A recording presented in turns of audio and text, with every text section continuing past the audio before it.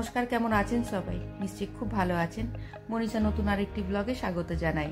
আজ 25শে ডিসেম্বর। আপনাদের জানাই মেরি ক্রিসমাস। আজকের দিনটা বা আগামী দিনগুলো যেন সকলের খুব আনন্দে কাটে, এই কামনা করে ব্লগটা শুরু করছি। আজ সন্ধ্যেবেলায় চিকেন পকোড়া বানাবো, তাই ভাবলাম আপনাদের সাথেও রেসিপিটা শেয়ার করি। দেখুন না, দুপুরবেলায় ফ্রিজ থেকে চিকেনটা বার করে রাখতে একদম ভুলে গেছি, তাই বরফটা ভালো করে কাটিয়ে চিকেনের পিসগুলো করতে খুব অসুবিধা হচ্ছে। আজ আমি দু রকমের চিকেন পকোড়া বানাবো, একটা পাঞ্জাবি স্টাইলের চিকেন পকোড়া আর একটা চাইনিজ চিকেন পকোড়া।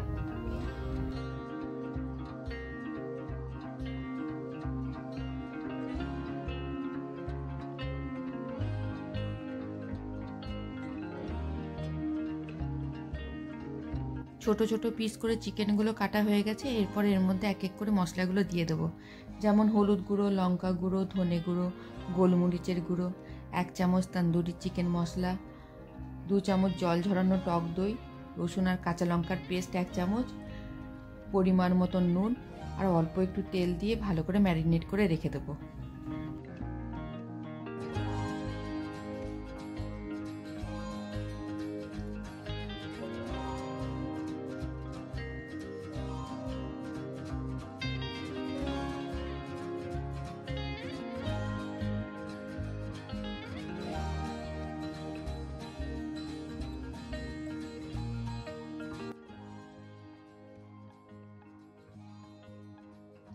এটা 8 ঘন্টা মতো ম্যারিনেশনে থাক। ততক্ষণ চলুন চাইনিজ পকোড়াগুলো ভেজে নিই। এই পকোড়ার জন্য চিকেন কিমা ব্যবহার করেছি। কিমার মধ্যে মিহি করে কাটা পেঁয়াজ, ক্যাপসিকাম কুচি, গোলমরিচের গুঁড়ো, রসুন আর কাঁচা লঙ্কার পেস্ট, সয়া সস আর নুন দিয়ে ভালো করে ম্যারিনেট করে রেখে দিয়েছিলাম অনেকক্ষণ আগেই। এবার বাইন্ডিংয়ের জন্য এর মধ্যে 2 চামচ ময়দা আর 1 চামচ কর্নফ্লাওয়ার দিয়ে ভালো করে মিশিয়ে নিচ্ছি।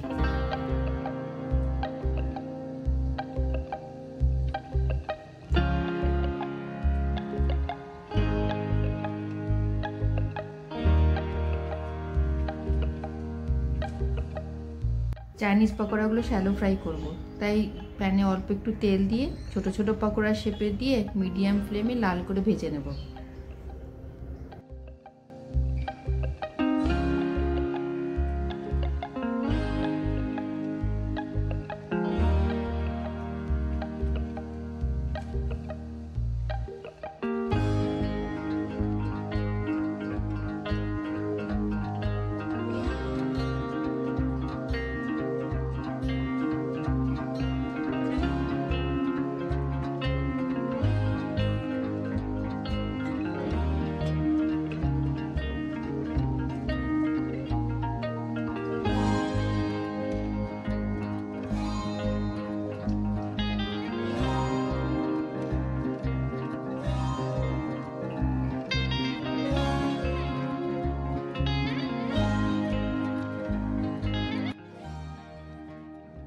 লাল করে ভাজা হয়ে গেছে। এরপর পকোড়াগুলো তেল থেকে তুলে নেব। চিকেন কিমা দিয়ে করা হয় বলে পকোড়াটা খুব কম তেলে হয়। প্যানে যা তেল দিয়েছিলাম, দেখুন প্রায় অতটাই তেল ভাজা হওয়ার পরও বেঁচে আছে। এবার পাঞ্জাবি চিকেন পকোড়াগুলো ভাজার পালা। ম্যারিনেট করা চিকেনের মধ্যে 2 চামচ কর্নফ্লাওয়ার আর 1 চামচ ময়দা দিয়ে ভালো করে মিশিয়ে নেব। কর্নফ্লাওয়ার 2 চামচ দেওয়াতে পকোড়াগুলো বাইরে থেকে ক্রিস্পি হবে, কিন্তু ভেতরটা জুসি থাকবে। ভালো করে মেশানো হয়ে গেছে। এবার মিডিয়াম ফ্লেমে ডিপ ফ্রাই করে নেব।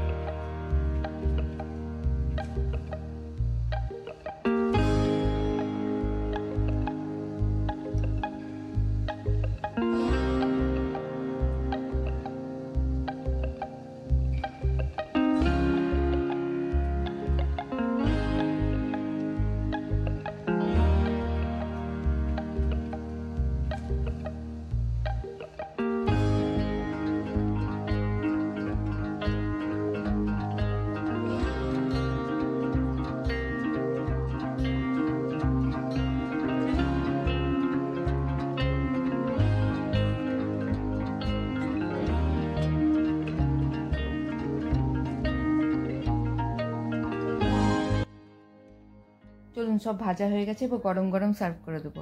পাঞ্জাবি পকোড়াটা খাবার জন্য ধনেপাতা, টক দই আর কাঁচা লঙ্কা দিয়ে বেশ ঝাল ঝাল একটা চাটনি করেছি, সেটা দিয়ে সার্ভ করব। আর চাইনিজ পকোড়ার সাথে টমেটো কেচাপ দেবো। আপনারা এই পকোড়াগুলো বাড়িতে ট্রাই করতে পারেন, আশা করি খুব ভালো লাগবে।